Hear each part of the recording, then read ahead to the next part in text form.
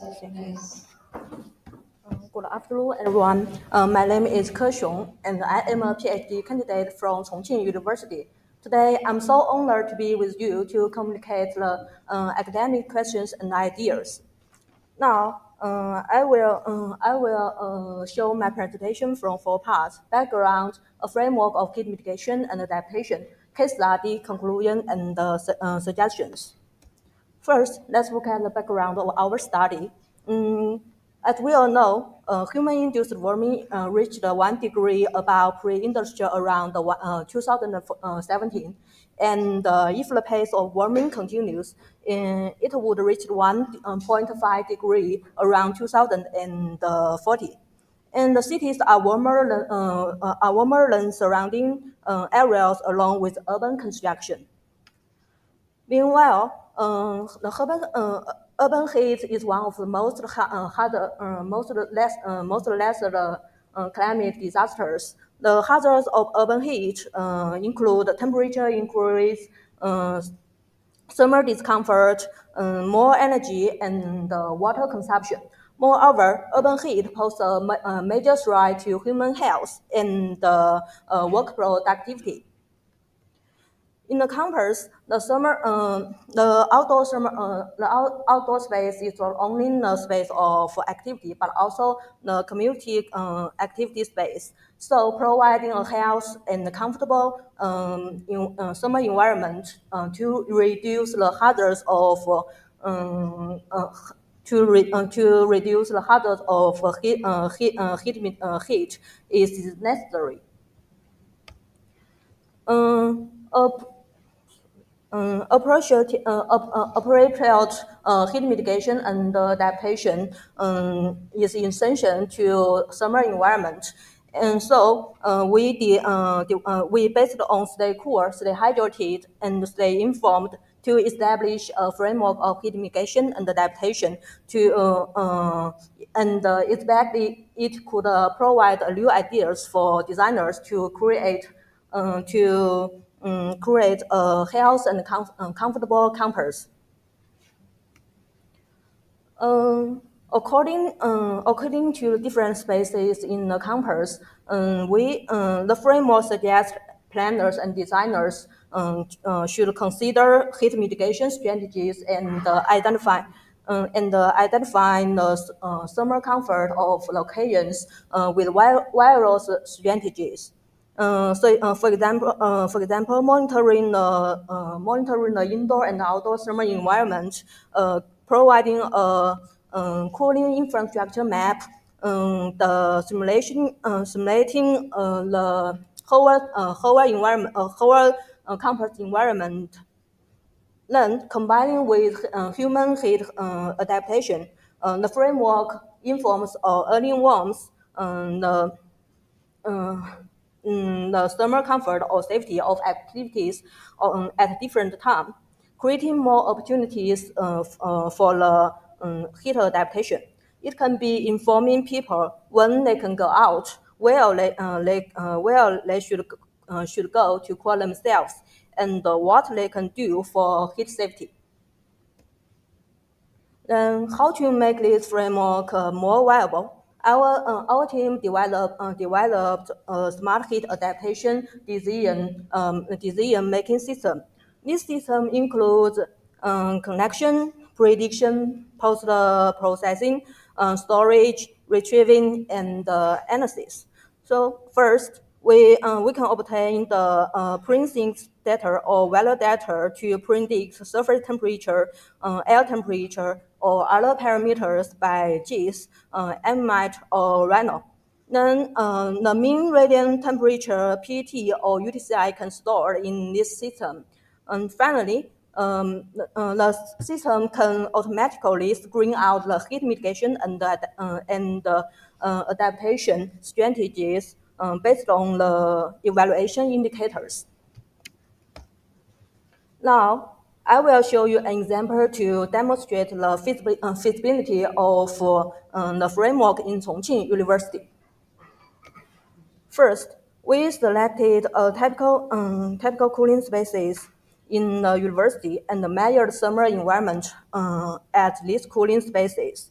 The field measurement was conducted on July 26, 2021, and from 9 o'clock to 19 o'clock.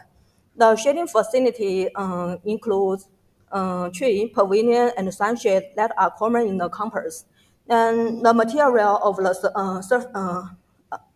the underlying surface were concrete, brick, and grass. Among them, the point A was used as the control group, which without any shading facilities, and the surface material was concrete.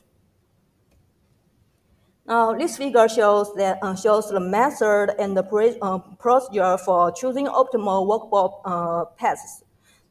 First, we obtain regional thermal environment data by field measurement. Then, the regional thermal environment was simulated by using MMAT software. And we obtain the thermal environment data of all travel paths. Finally, the cumulative heat stress on the screening path was calculated by Rhino and Grasshopper software, and the path with the lowest cumulative heat stress was used as the optimal workable path. Now let's look at the results of our case study. The results of outdoor thermal environment in campus are as follows. The left figure shows the surface temperature. We can see that the temperature under the tree was lower than that on the open space. In the under the tree, the surface temperature of concrete was higher than that brick and grass. However, from the right figure, under the tree, the UTCI was nearly the same when the surface material was different. Then let's look at the results of outdoor thermal environment under different shading with the surface materials was concrete. From these figures, it can be seen that shading facility such as tree, pavilion, or sunshade can significantly reduce the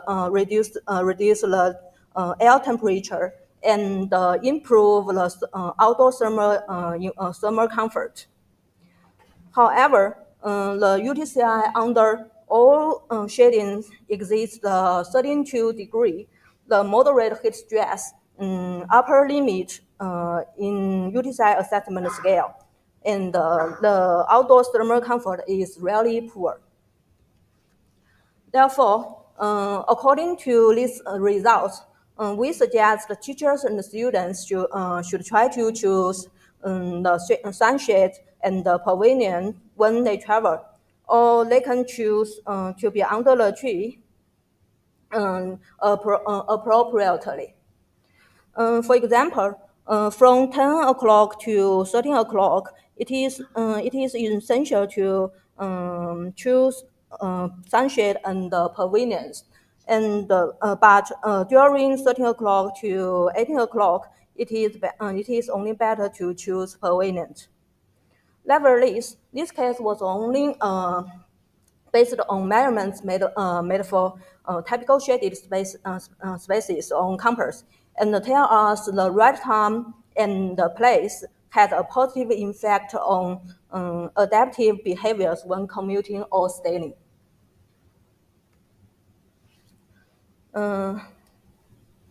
So, we in this case we choose three paths from library to dormitory to analyze which the most comfortable path when people commute. This figure shows the at different time the accumulative UTC value was different, and the table The order of heat convenient paths from library to dormitory was past 2, then past 1, finally past 3 at 8 o'clock, 14 o'clock, and 16 o'clock. Then at 18 o'clock, the heat comfort path was past 2, past 3, and past 1.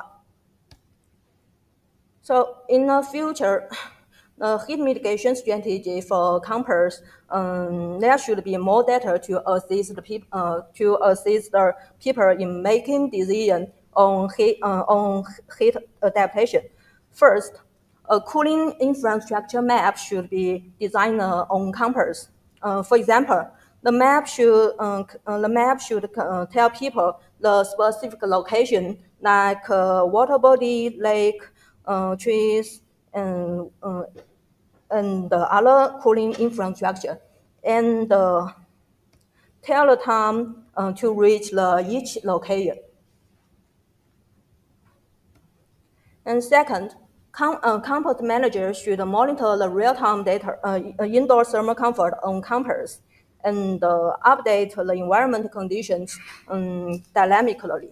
So students and teachers can get the thermal comfort in buildings from apps and choose their favorite space to study. For, for outdoor thermal comfort, weather stations should be established at typical points to connect real-time data. Third, the data can be compiled and presented to teachers and students so they can see the real-time data from outdoor stations or make better choice to choose where to go from apps in the indoor space. Finally, dynamic predict environment changes can be displayed from heat maps, providing convenient and comfortable travel paths or active values, and telling people when and where to go is safer. That's all my presentation. Thank you for your attention.